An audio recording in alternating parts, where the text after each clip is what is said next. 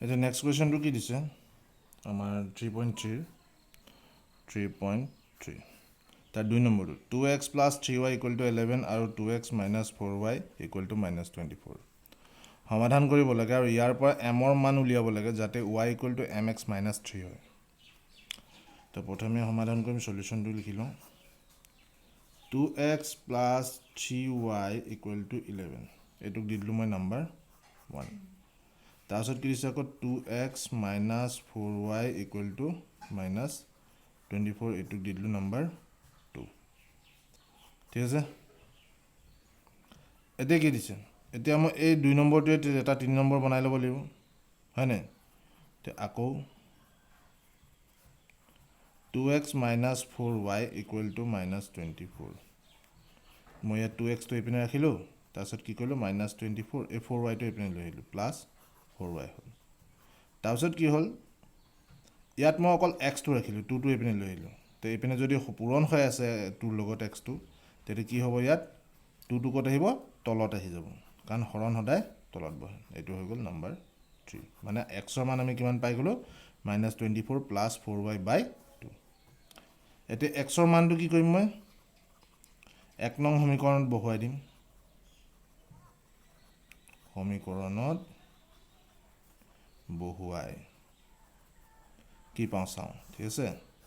এটা কি আছে 2x plus 3y equal to 11 এইটো হৈ গ'ল আমাৰ 1 নম্বৰ সমীকৰণ এটা x ৰ মানটো ইয়াত লিখিব লাগিব এটা 2 এই দুইটো এইটো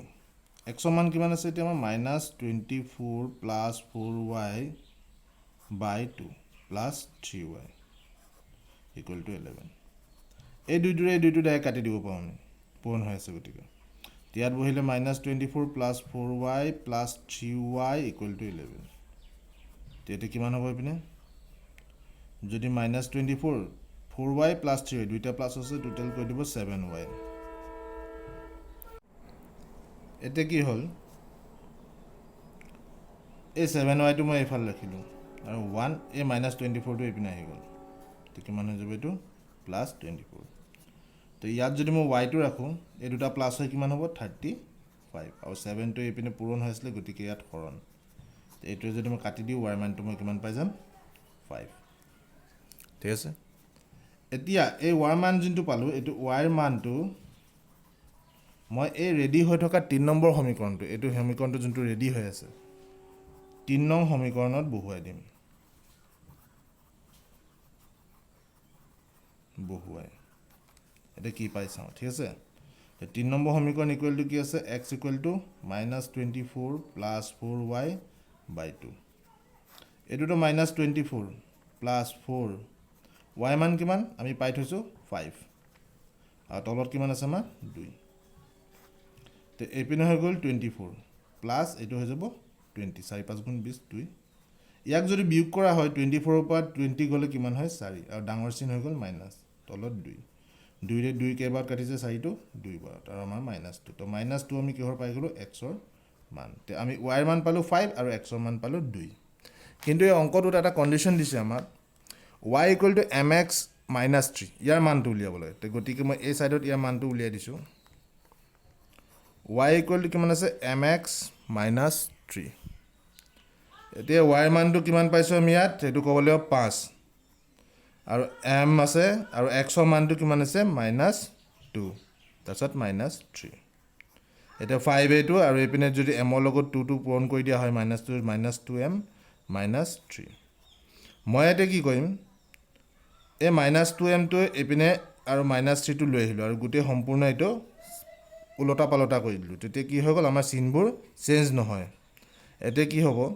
-2m ইয়াত ৰাখিলোঁ আৰু এই 3 টো গুচি গ'ল এইপিনে তেতিয়া কিমান হৈ যাব আমাৰ এইপিনে যদি আমি পঠিয়াই দিওঁ এইটো 5 আৰু এইটো এইপিনে গুচি গ'লে +3 তো যদি ইয়াত মই m টো থৈ দিওঁ এইপিনে হৈ যায় 8/-2 তো আমাৰ ইয়াত হৈ গ'ল -4 m equal to -4 এইটো আহি গ'ল আমাৰ আনসাৰটো এতিয়া যিবোৰ নতুন কিতাপ দিছে ইহঁতৰ তাত কি লিখা আছে y equal to mx plus 3 কিন্তু আমি পুৰণা কিতাপবিলাকত যদি চাওঁ আৰু উত্তৰটো যদি মিলাব যাওঁ আমাৰ এই ফৰ্মুলাটো কি হৈ যাব y equal to mx plus 3 তেতিয়া আমি কেনেকৈ কৰিম মই দুইটা কৰি দিছোঁ কাৰণ এইটো হৈ গ'ল নতুন কিতাপ যিবোৰ আহিছে এতিয়া চৰকাৰী কিতাপ তাত এনেকুৱা দিয়া আছে কিতাপ কাৰেকশ্যন কৰা আমাৰ ৰাইট নাই যিবোৰ যেনেকৈ হৈ আছে সেইবোৰ আকৌ শুদ্ধকৈ আহিব গতিকে এতিয়া মই প্লাছ হিচাপে কৈ দিছোঁ তো ৱাইৰ মানটো আমি কিমান পাইছিলোঁ 5 এম আৰু এক্সৰ মান কিমান আছে -2 প্লাছ 3 এতিয়া কিমান হৈ গ'ল প্লাছ ইকুৱেল টু ইয়াত হৈ গ'ল -2m প্লাছ 3 এতিয়া যদি কৰিব যাওঁ এই -2mটো মই এইফালে লৈ আহিলোঁ গোটেইখিনিয়ে লৈ আহকচোন -2m প্লাছ 3 আৰু এইপিনে হৈ গ'ল 5 যদি মই -2m ইয়াত ৰাখোঁ আৰু এই 5 আৰু প্লাছ 3টো এইপিনে পঠিয়ালে -3 হ'ব গতিকে -2m ইকুৱেল টু কিমান হৈ যাব আমাৰ চাবলৈ গ'লে ইয়াত হৈ যাব 2 তো ইয়াত m কিমান হ'ব 2/-2 তো কাটি গ'লে কিমান হ'ব -1 আৰু এইটো হ'ব আমাৰ পুৰণা কিতাপ মতে উত্তৰটো এইটো মই ভুল বুলিও নকওঁ ইয়াত প্ৰিণ্টিং মিষ্টেকো হ'ব পাৰে গতিকে মই প্ৰিণ্টিং মিষ্টেক হিচাপতে উলিয়াই দিলোঁ আৰু এইটো হৈ গ'ল আমাৰ পুৰণা কিতাপবোৰ যিবোৰ আমি অলৰেডি 2015 পিছৰ পৰা কৰি আহিছোঁ তাত আনচাৰটো এইটো আছে